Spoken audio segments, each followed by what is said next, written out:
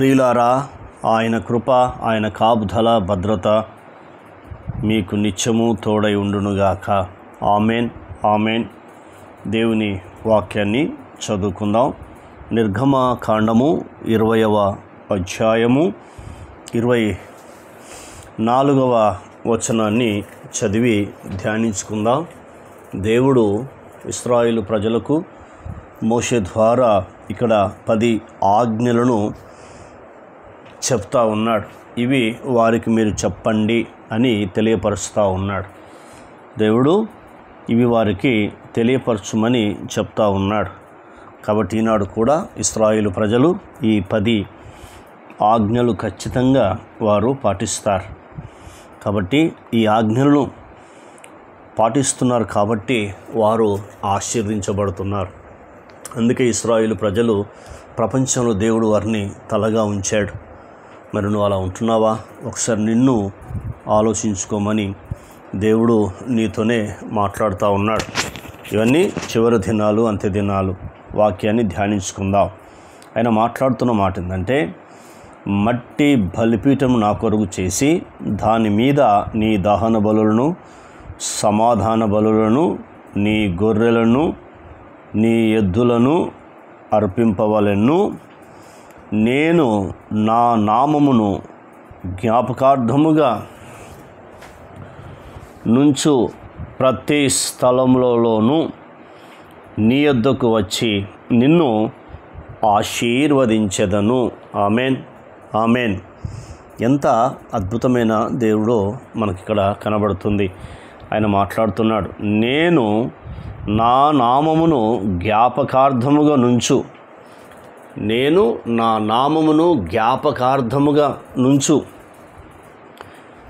ప్రతి స్థలములోనూ నీ యొద్దకు వచ్చి, అంటే ప్రతి స్థలములో నీ యొద్దకు వచ్చి అని మొదటిది. రెండవది, నిన్ను ఆశీర్వదించేదని అంటున్నాడు. అంటే ఈ స్థలం మనం చూస్తున్నప్పుడు ఈ భూమి ఆకాశానికి మహాదేవుడు. ఆయన భూమి ఆకాశానికి మహాదేవుడు యేసు క్రీస్తు ప్రభువారు పరిశుద్ధమైన గ్రంథం మనకు తెలియపరుస్తుంది.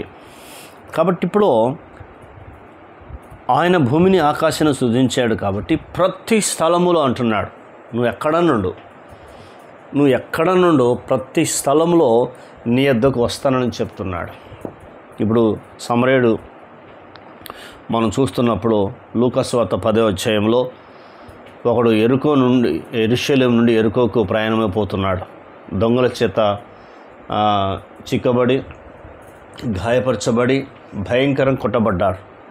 కానీ చివరికి వస్తే ఏమైపోయింది అకంటే, ఆ రూట్లో లేవీడు వెళ్ళాడు, యాజకుడు వెళ్ళాడు, కానీ నాకెందులో పట్టించుకోలేదు. కానీ సమరయుడు దూరం చూసేసి దగ్గరికి వచ్చి అతని మీద జాలిపడి అతనికి నూనె పోసి, ద్రాక్షరసము పోసి కట్టి అతన్ని వాహనం మీద తీసుకెళ్ళి పూటకుల్లవాని ఇంట్లో అతని నుంచి, నీకు 2 దేనారాలు ఇస్తున్నాను, ఇంకేమైనా నువ్వు ఖర్చు పెడితే మళ్ళీ నేను వస్తాను, నీకు ఇస్తానని చెప్పాడు. అద్భుతమైన దేవుడు ఆయన. అలాంటి అద్భుతమైన దేవుని మనం కలిగి ఉన్న మనము ధన్యులమని పరిశుద్ధమైన గ్రంథం చెప్తుంది. కాబట్టి ఇక్కడ దేవుడు, అక్కడ యేసుక్రీస్తు ప్రభు సమరయుడు, ఆ యేసుక్రీస్తు ప్రభువారే ఆ వ్యక్తి దగ్గరికి వచ్చి గాయాన్ని కట్టి అతన్ని బ్రతికించి మళ్ళీ సంఘంలో చేర్చాడు. మరి ఇక్కడ కూడా తండ్రి అయిన దేవుడు మాట్లాడుతున్నాడు. అక్కడ కుమారుడైన దేవుడు మాట్లాడుతున్నప్పుడు ఇక్కడ తండ్రి అయిన దేవుడు మాట్లాడుతున్న మాట ఏంటంటే, ప్రతి స్థలములోనూ నీ యొద్దకు వచ్చి. చూసారా ఆయన ప్రేమ ఎంత గొప్పదో. ప్రతి స్థలములో నీ యొద్దకు వచ్చి అంటే ఈ వాగ్దానం తీసుకొని ఎత్తిపట్టి నువ్వు ప్రార్థన చేసినప్పుడు నీ జీవితంలో అద్భుతం జరుగుతుంది, ఖచ్చితంగా జరుగుతుంది. అయ్యా, ప్రతి స్థలములో నా యొద్దకు వస్తానని వాగ్దానం చేశావు. ఈ వాగ్దానము నేను పొందుకోవడానికి నీవు కృప చూపవలసిందిగా అడుగుచున్నానని నీవు ప్రార్థన చేయి. కంపల్సరీ దేవుడు నీ ప్రార్థన వింటాడు, విని జవాబిస్తాడు. 2 విషయాలు ఇక్కడ మాట్లాడుతున్నాడు ఆయన. ఫస్ట్ నీ యొద్దకు వచ్చి నిన్ను ఆశీర్వదించెదను. అంటే ఈ దినమున నీ యొద్దకు వచ్చి నిన్ను ఆశీర్వదించెదను.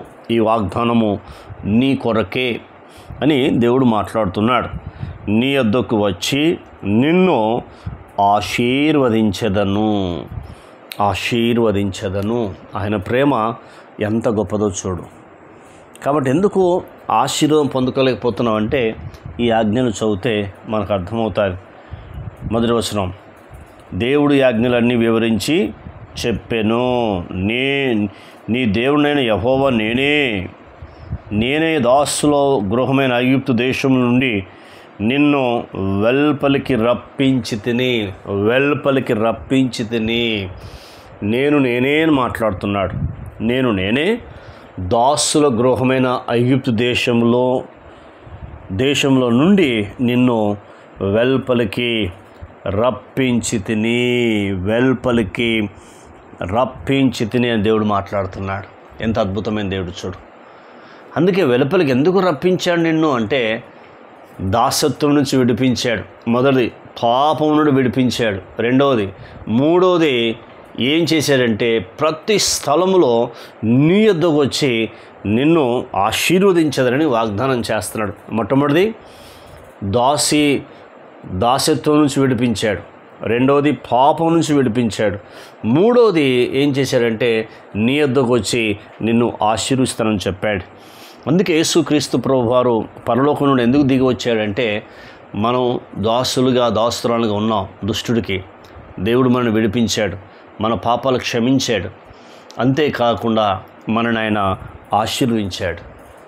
ప్రార్థన. కన్న తండ్రి, మీకు స్తోత్రాలు. విన్న మాటలు దుష్టతకు పోకుండా సహాయం చేయండి. మీరిచ్చిన వాగ్దానం బట్టి వందనాలు.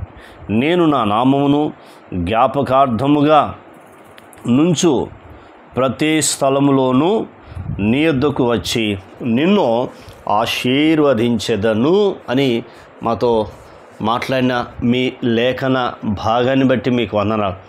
మీరు మాతో మాట్లాడిన ప్రతి మాటకై మీ కృతజ్ఞతలు, మీకు స్తోత్రాలు చెల్లిస్తున్నాం. అయ్యా, ఈ మాటలు దుష్టుడికి పోకుండా సహాయము చేయమని అడుగుచున్నాం తండ్రి. నీకు స్తోత్రాలు నానా. ఇంకా వినబోతున్న వారిని కూడా మీరు ఆశీర్వదించండి. మీ సన్నిధి వారితో ఉంచండి. మీ నామానికి మీరు మహిమ తెచ్చుకోమని మిమ్మల్ని బతిమలాడుచున్నాం, మిమ్మల్ని ఘోషాడుచున్నాం, ప్రార్థిస్తున్నాం. మీకే కృతజ్ఞతలు, స్తోత్రములు, వందనములు చెల్లిస్తూ యేసుక్రీస్తు నామములో అడిగినవన్నీ పొందుకున్నాం తండ్రి. ఆమెన్. దేవుడు మనందరిని దీవించి ఆశీర్వదించును గాక. Amen, amen, amen.